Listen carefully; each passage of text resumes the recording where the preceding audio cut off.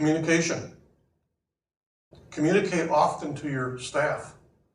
Communicate to the people that work for you. Communicate to the people. I'm communicating with you. I'm communicating on where our heart's at, what God has done in our life, what He'll do for you. There's nothing that He hasn't done for us that He won't do for you, because He's not a respecter of men. He's not a respecter of males or females. He will bless you if you follow His principles. He's not a man that He can lie. He has to do what He promises.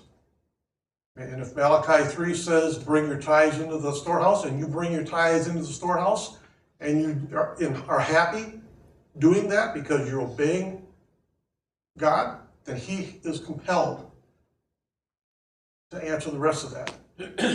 And that is, see if He won't open the windows of heaven and give you a blessing you can't contain.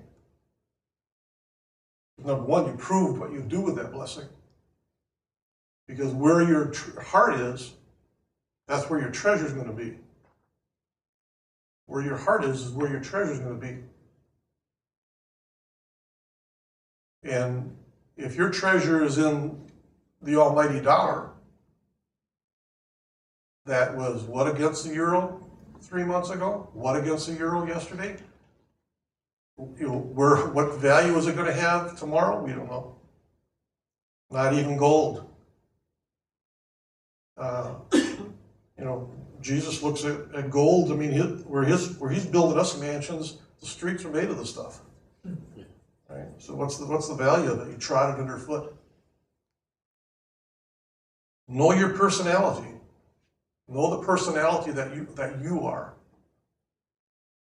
Hopefully that personality is God-fearing, God-honoring, but the team that you build around you has to be able to mesh with that personality. You can't have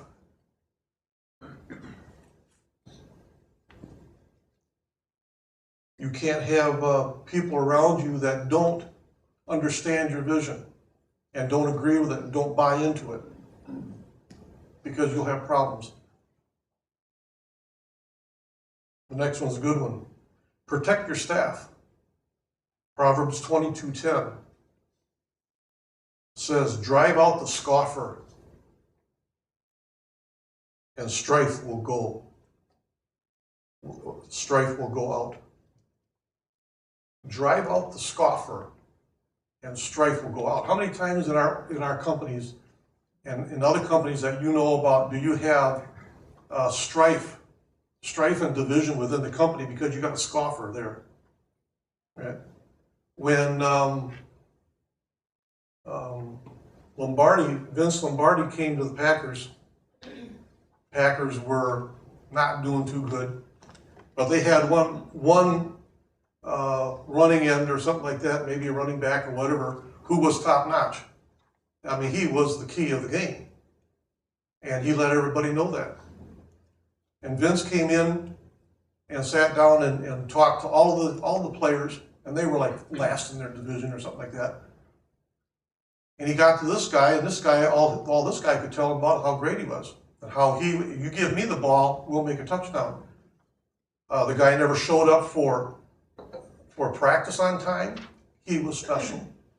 He was special. He didn't have to do what the coach wanted everybody else to do. If he didn't want to do push-ups, he didn't do push-ups, because I am the main guy, and everybody knows it. So Vince Lombardi fired him. End of that story. Okay, now let's build a team, because the team's not built around one human being. Your team has to be built around Jesus Christ, number one, and then if you've been given the vision by God, and your company is your vision, your ministry is your vision, God has given and ordained you for that, then you do it honoring Him. And that hierarchy, that authority comes down from Jesus to you and to your team. You build your team with people that believe in your vision and that are there to help you If they are not there, if they are doing it their way, if you want 120 phone calls made and you ain't getting 120 phone calls,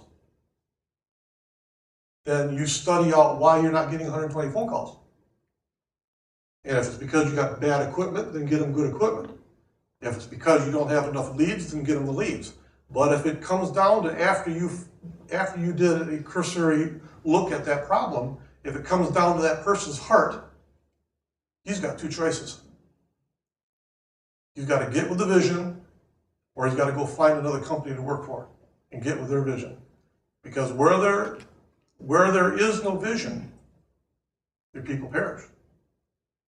And where there is no people that will follow the vision, I'll guarantee you you'll perish. So it's kind of like a two-edged sword there. So your business is given to you by God. He owns it. Your responsibility as a manager of his assets is to make sure you put the right people in the right place.